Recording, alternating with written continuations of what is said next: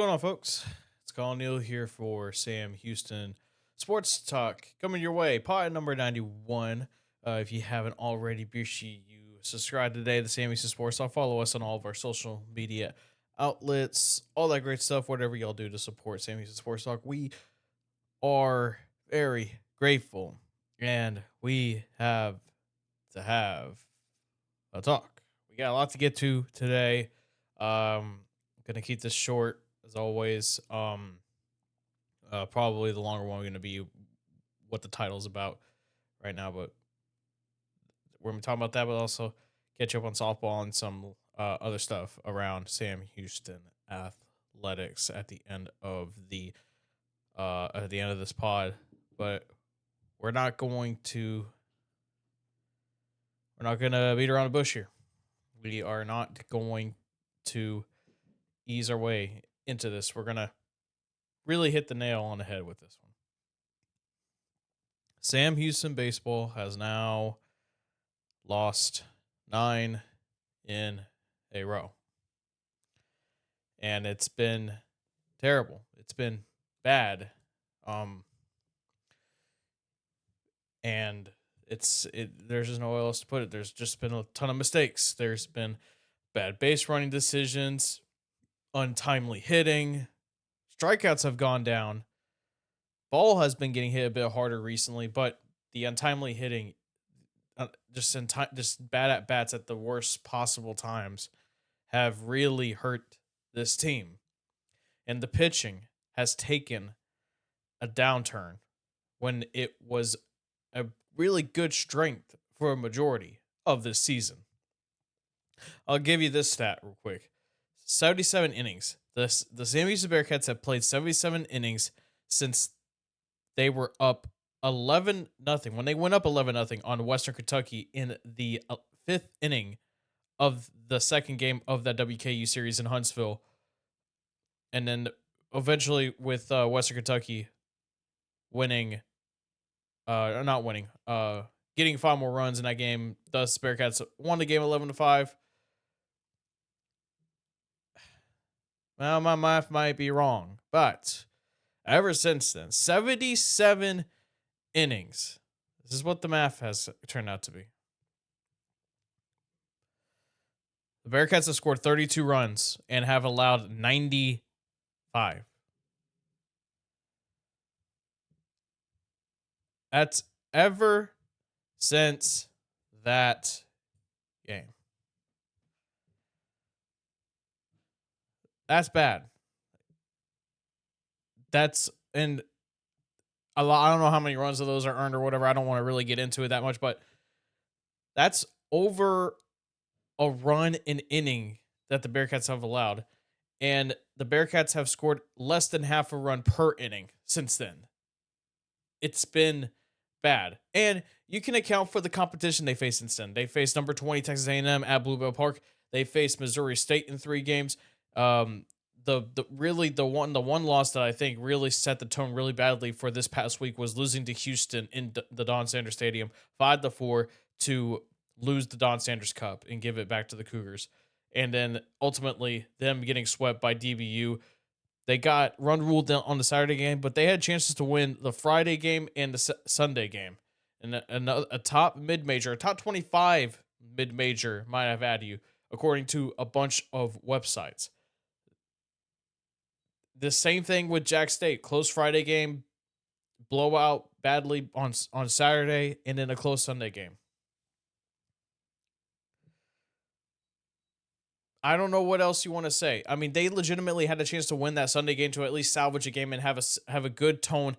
It always is good at winning on Sundays, no matter what. It's always a good way to set a good tone heading into the next week of games, which we'll get to later in a second. But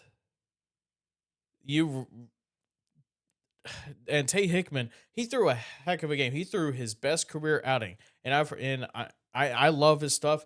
I've heard many people say that he has the second best stuff on the staff right behind Ryan Peterson. He threw 6 innings of 1-run ball, gave you such a good start. Unfortunately, the bullpen failed in the end to keep it the way it is. went to extras, and some bad fielding choices, some bad base running. It is ultimately is what ended that game for the Bearcats, and when they lost to extras in 10 to be exact. There's nowhere else to put. There's nowhere else to put it. It's bad. It's been terrible as of late. It seems like it's that kind of moment for a baseball team season where things just aren't going right. They've had played a game close. They just cannot seem to get everything under for working under one thing. Now the big question is it over? Is it done? Do we pull the plug? Well, to be honest with y'all, I'm not ready to pull the plug. I'll tell you that much. Despite how bad this team has been over the past 2 weeks, these next 2 weeks, they have a shot of redeeming themselves. Right now, the Bearcats, let's see, let me count this right. 1, 2, 3, 4, 5, 6, 7, 8, 9, 10, 11th.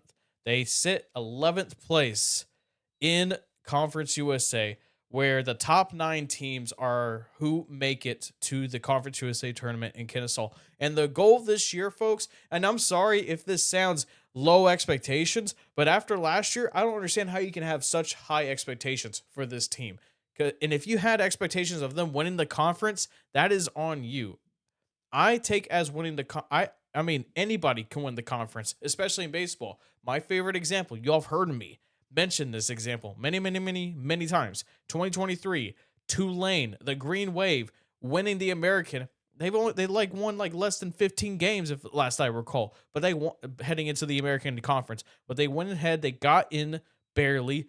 I think American actually allows all teams to make it, but bar none, they made it. They beat everybody that came in their path. I think they were down to elimination at one point. And they made it. And they made it into the same regional that the Sam Houston did that year in 2023 in the Baton Rouge regional.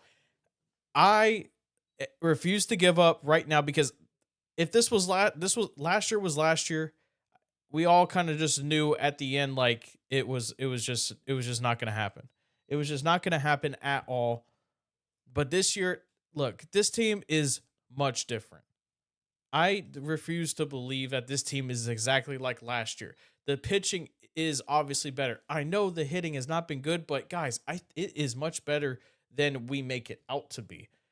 It's just going to be a matter of time, you would hope, that where everything starts to work in conjunction together to start some good winning baseball. Over this next 2 weeks, though, is what is going to determine Sam Houston's season. Reason why is, first of all, this upcoming week of games, Sam Houston plays 5 games. Tuesday night, UTRGV, a Southland team, pretty decent Southland team, comes into town in Huntsville, Texas on Crawfish Boil night. They have to win that game, in my opinion, to set the tone for the rest of the week. That Rice game is going to be tough because Rice is actually pretty good this year. They actually got off a weekend where they swept Charlotte under head coach David Pierce. That'll be at Reclam Park. I think winning in front of your home crowd on Tuesday against UTRGV will make the guys feel really good. And heck, try to go into Rice, try to make it a game, try to go beat them, whatever you want to do. I think the reason why maybe the bullpen was a little bit managed here the way it was over the weekend was because of these 5 games that are coming up. Because I don't know how they're gonna do this. I don't know how they're gonna manage the bullpen. It would be kind of good to see. Maybe you test out some guys, throw out some arms that, hey, okay, this is the time to go ahead and get right before we head to Las Cruces, New Mexico. And that is where the season starts becoming on the line and what it will be told. New Mexico State sits at 7-8. 1, 2, 3, 4, 5 spots ahead of Sam Houston. They are 7-8 in Conference USA play. If Sam Houston can go in there and take the series on the road, that would be absolutely huge because that will give you not it, I mean, it won't make you pass them up in the standings because they'll have a game up on you in the record, but you gain an extra game when you game a game on them when you tie them if that comes to it, because the series will be the tiebreaker. Then the next week you will be facing off against the next weekend against Middle Tennessee, who's sit 2 spots above you at 5-10. I'm going to be keeping an eye out on a lot of scores this upcoming weekend. What is going on in Western Kentucky? What's going on with Kennesaw State, Middle Tennessee, and FIU? Two of those teams I just mentioned, Western Kentucky and FIU. Sam Houston has series over them, so they have the tiebreaker over those two teams who are fighting. And hey, guess what? You are not facing a current top 5 team in Conference USA until you face Louisiana Tech at the end of the year. Sam Houston has faced Jack State, Missouri State, and Dallas Baptist. They avoid Liberty this season unless they meet them in Conference USA tournament. But this team has undergone such a tough stretch of schedule that it is not even funny. Peer ratings, which I recommend you go find out. Jack State, Missouri State, Dallas Baptist are top 25 mid majors. Jack State, Missouri State probably should be ranked in the D1 baseball top 25, but it's neither here or there. It's opinions at the end of the day, how they feel about these said teams. All I'm saying is Sam Houston has an easy path for the rest of the way, and they have a decent shot of turning their season around. But they need to do these things. Number one, get the pitching straight. That's priority number one. If there's one thing y'all should know about me when it comes to baseball, I can handle a mediocre, average offense and also have really good pitching. I can handle that, but and damn sure I can't handle having bad both of them. So right now it's bad both. And that's just going to be the thing. I think the pitching would be fine. It's just going to be interesting to see what happens here. Some guys need to start stepping up. Unfortunately, Peterson has had has a sort of like a bad stretch. His last 2 starts have not been good, especially since he threw that complete game shutout against Western Kentucky a couple of weeks ago. Number 2, get they're getting on base. I mean, they're last in a bunch of offensive categories, but hey, they're getting on base. But my God, whether they're in scoring position or not, get something done with runners on base.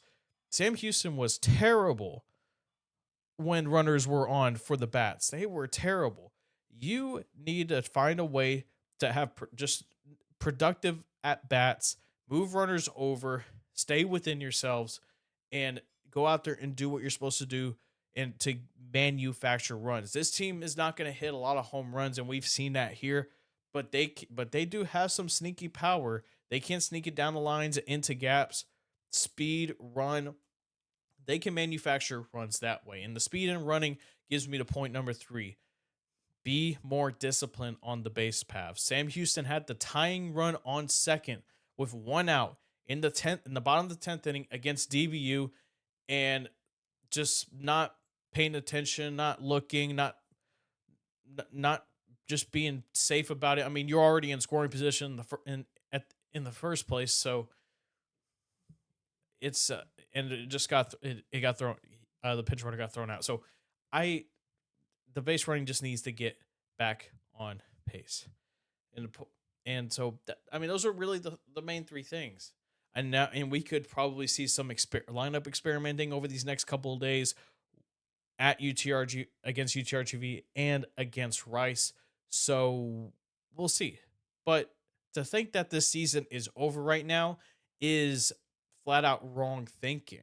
And with how this baseball team has performed over these last 9 games, losing 9 straight, I can understand why that the inclination is there that this season is over.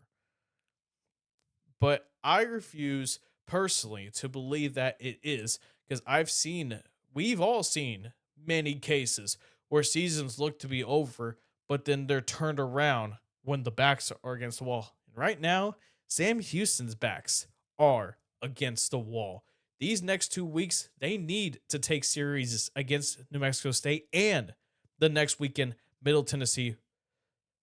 And then the next weekend, it'll be kind of interesting to see what Kennesaw State, how they look, because they've been very up and down this season. They're middle of the pack. They're a little below 500 team, but they've beaten some good teams. But these next two series against New Mexico State and Middle Tennessee are very winnable. You can even probably sweep one of them. But I'm not going to get greedy with sweeps. I try not to do that. I mean, sweeps are nice, but I try not to get greedy with sweeps. I just say, go win the series. So keep an eye out. These next 2 weeks are going to be very important.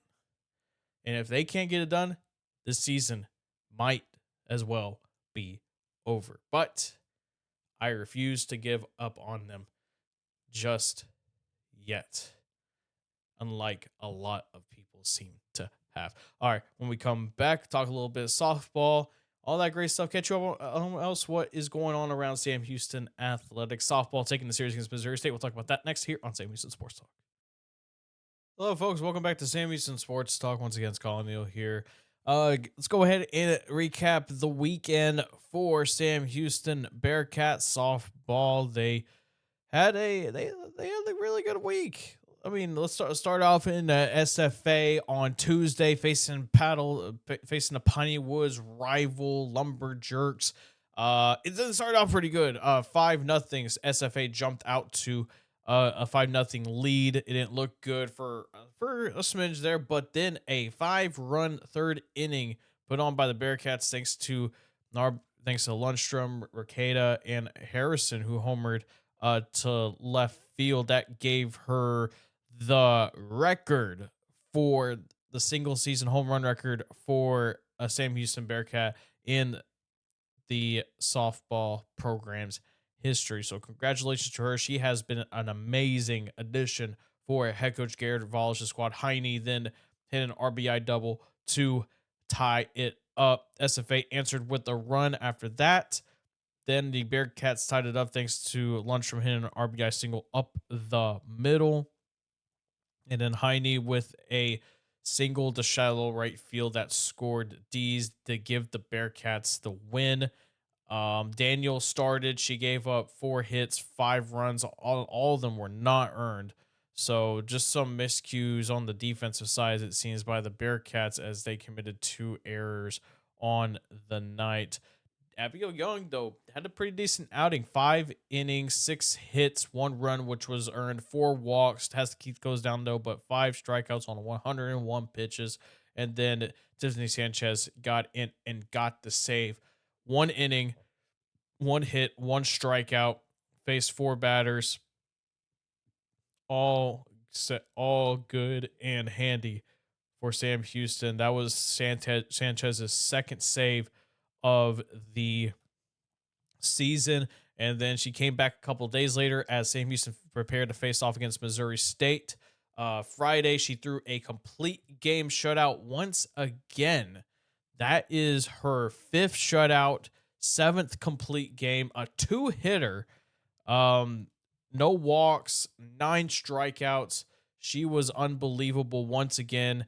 She has been this team's most valuable player. Well, alongside Veronica Harrison, it's pretty close, to say the least. 5-0. Bearcats won the first game against Missouri State.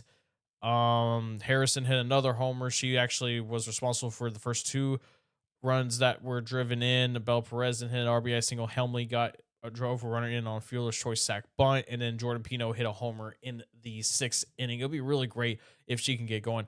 Some things about Bearcat softball I am going to get to, though, some injury news that I noticed before this specific game right here. We'll get to that in just a minute. But the next day, the Bearcats did not have a good day. Probably one of, if not the worst conference game they have played up to date. They lost 9-1 on Saturday to the Bears, getting run ruled at home by a Missouri State offense that is not very good. Abigail Young started 8 hits, 3 2/3 innings, 5 runs, all of them earned 1 walk, 2 strikeouts, 1 hit by pitch on 78 pitches. Jenkins gave up 4 runs on 4 hits. Bubella had to come in and Uh, Babella came in and pitched a third of an inning to try to get the Bearcats out of that to get the to least amount of damage, but it was already too little too late. Bearcat offense only got 4 hits compared to the Bears 12.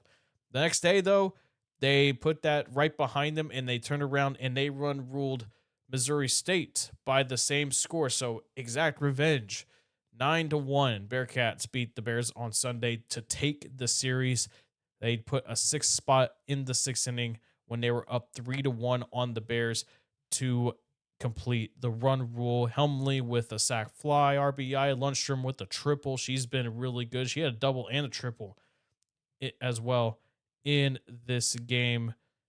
They moved her down to the 3 spot. She actually had a single as well, so she was a homer away from the cycle. She had 4 runs batted in that game. Helmley with another RBI single and Papa Demetrio with a RBI single as well. That was the walk-off run rule decider. So a good weekend for Sam Houston. They probably would have wanted the sweep against Missouri State since Missouri State's not exactly very good this year. But of course, like I already said, with sweeps, I don't like to get very greedy when it comes to that. Looking at the current standings for Sam Houston, they are 4th, right behind Western Kentucky. They're a game behind them. They sit very comfortably. I would bet money that they will be just fine in getting into the Conference USA tournament. We will see, though. They have to just take care of business. You know what? I was actually curious because I know there's been like some discussions like, hey, what is actually the parameters of making the Conference USA tournament for baseball? It's top 9, 8 teams. Okay, top 8. It's an 18 double elimination format. For softball, it's going to be up in Delaware. First year in Conference USA, already hosting a conference tournament. It's pretty cool. But yeah, top 8 teams with the highest winning percentage will qualify for 18 tournaments. Sam Houston sits 4th in the Conference USA. What do you say? This 1, 2, 3, 4, 5, 6, 7, 8. 7 out of 8 teams are above 500 with La Tech at 8-10. They sit in the last spot. Missouri State couldn't.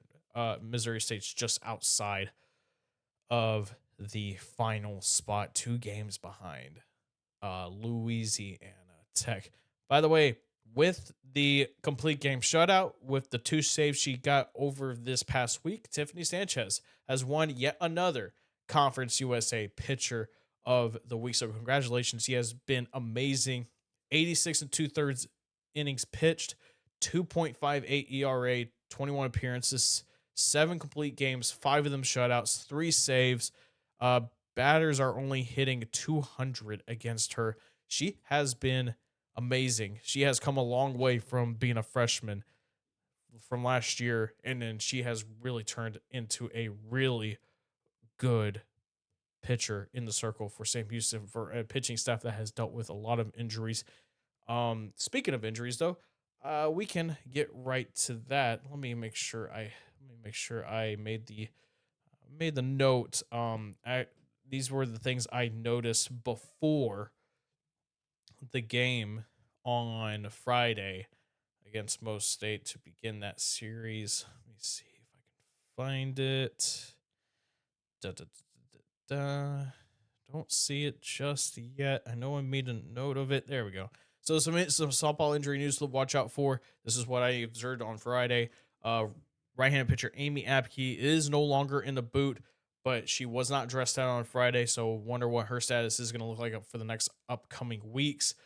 Trisha Urotsky, I saw her on a crutch, but she didn't have a boot on, but she wasn't dressed out. And Morgan Holiday was not dressed out. So that's your starting third baseman, starting shortstop. That's why you will see a lot more of Avery Maurer, Abby Papa Demetrio, and maybe Ricada could probably slot in there. So some others are going to get some opportunities as well. The offense is going to be key down the line once we get into Conference USA. I think the pitching is also going to be pretty big as well. So that's for softball this past week. They won't have another midweek this week, I believe. No, they will not. They will not have a midweek. They will be just getting ready to take on Louisiana Tech in Ruston, Louisiana, April 17th, 18th, 19th, Friday, Saturday, and Sunday. They have 10 games left. They sit at 27-19. They just got to win just win a few more games, and they'll finish above 500 or above in a regular season in quite some, or above 500 in a regular season in quite some time. Um, just a lot of things have to go right for them, health wise. And if there's one thing I am keeping an eye on is how the bats progress over these last 10 games. See how they look, because I just think that I just that's going to be a very big key. I think the pitching will be just fine. I think Young will come around. Apke will probably take a few appearances to get her footing back under her.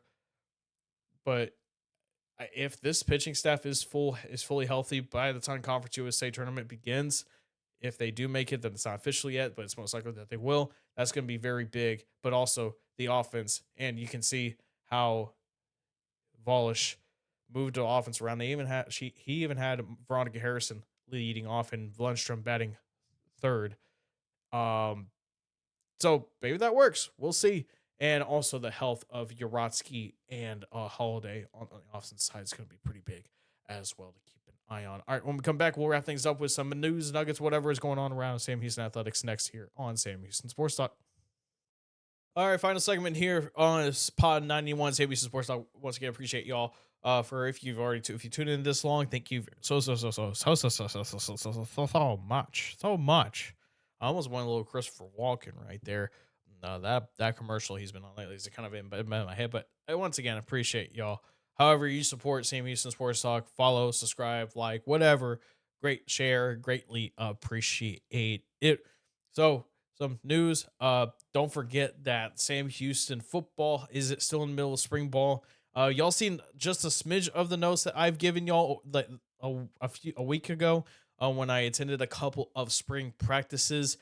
There's a lot more that I have to say, but I wanted to hold off a little bit until the spring game comes around for Sam Houston football, which is coming up very soon. I'm pretty excited to check out the team and see where they are at and how the roster looks first look. But first look, it looks much more impressive. The group of guys, they seem to be looking pretty good. It's a also a little bit of a culture thing. Nice little culture going on there. That I was enjoying, witnessing out there at Bowers. The press boxes seems to be moving along as I think it's going to be interesting to see how it looks in the next couple weeks. There's definitely not going to. I can just tell you right now, there's not going to be. This is unofficial, but this is just my opinion. I don't think that there's going to be a test run, game day run for the spring game. There's still, I mean, the exterior is almost finished. It looks like, at least from my non-expert opinion on construction, but the only thing I know about construction is that it never gets done all on time, no matter what it is. I just don't think it's ready for that. I have heard that they might be doing a true test run in June. So something to watch out for. The interior looks to be becoming a bit more in form. The windows seems like all the windows are almost done being put up, and some other things going on around there. Video board sidelines, I know pointed out that of a new scoreboard going up there. I have been told that they are going to have to raise it up a little bit because the video board, it's going to be a new video board. It's going to be a nice accessible video board where it's going to be easier for workers to go and fix issues if they were to pop up. Of course, all that comes with the new speaker system and all that great stuff. The video board is what we always knew. It's just a matter of when it's gonna happen. It sounds like it's gonna be a summer project, and pretty sure, hopefully, pray to God, it will be ready by the time September rolls around. Sam Houston men's basketball seemed like that they might be getting some commitments this week. We will see. Of course, they already have Aiden McDowell from Western Colorado and Zion Pipkins from South Plains College that have those are the only two guys they got in commitments from. Cashy Nat, Jacob Walker have been getting a lot of high major to power four interests.